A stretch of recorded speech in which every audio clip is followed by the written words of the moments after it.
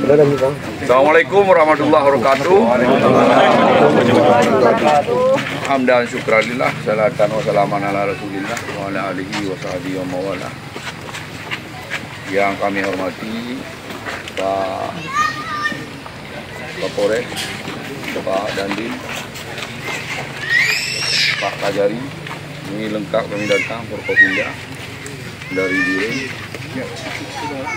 Pak Kecil, Pak Camat, kepala-kepala dinas yang hadir. Pada hari ini, nyembah bawa Aceh, Aceh tu Pak. lalu Aceh. Jadi Pak Sepuh ni kamu berkunjung Pak tempat drone di sini. Yang 3 ji mungkin alam depan bisa lah. Tapi insyaAllah katruk langkah kamu mandung kuno. Kagumi rahmat Allah.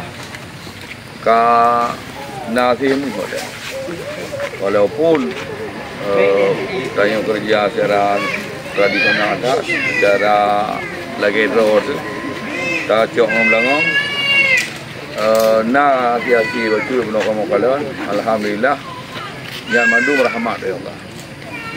Jadi oleh karenanya kepada tempat di Aceh boleh mungkin termasuk di Aceh Jaya, di Aceh Pidi. Nah, di Aceh Barat, lewatmu, tapi trip karena lingkungan ya.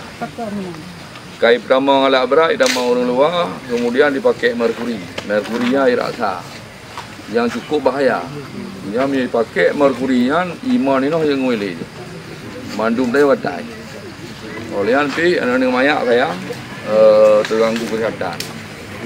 Jadi kamu terus kena Pak Camat bina undang kamu nak uji surat bahawa New Rahmat memang sebuah rahmat, tapi New Rahmat harus kelola jika malam takta.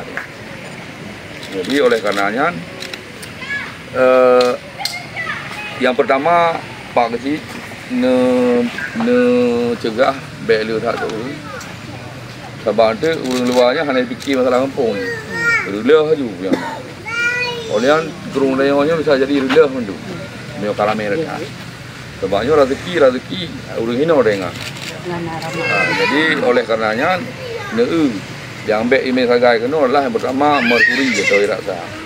Yang rusak lingkungan. Yang kedua, Pak Kecil bela alat-alat berat. Masalah hayak-hayak menang kurung kampung rezeki bila Allah yang kecil ya uno nasi gram 2 gram. Alhamdulillah.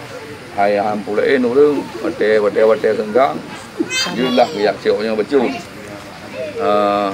Tapi yang utama adalah ni jaga betul-betul lingkungan. Baik ibu merkuri, baik krok jalan luar hancur kurung dah yang lebur banjir dengan itu. Kemudian yang dijaga betul tu umyo karame dah tu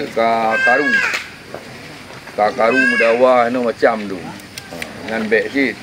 Mioje nak bergerak bersama kampung, bergerak je berani. Ibarat cara bersama kampung, yang utama adalah berlingkungan, pelihara lingkungan juga terhad. Dan dalam kaitan Allah, dan menjadi memakai le, bertrip kerja kejauh. Baik rusak lingkungan habis. Tak maju Pak Kapolres tuk, mandum tuk. Karena kalau melanggar hukum, apa yang tuk, rusak lingkungan mandum. Jadi oleh karenanya, nyo rahmat kagumi Allah yang jaga bergerak. Oleh ambek pagi-pagi begot ketertiban dia begot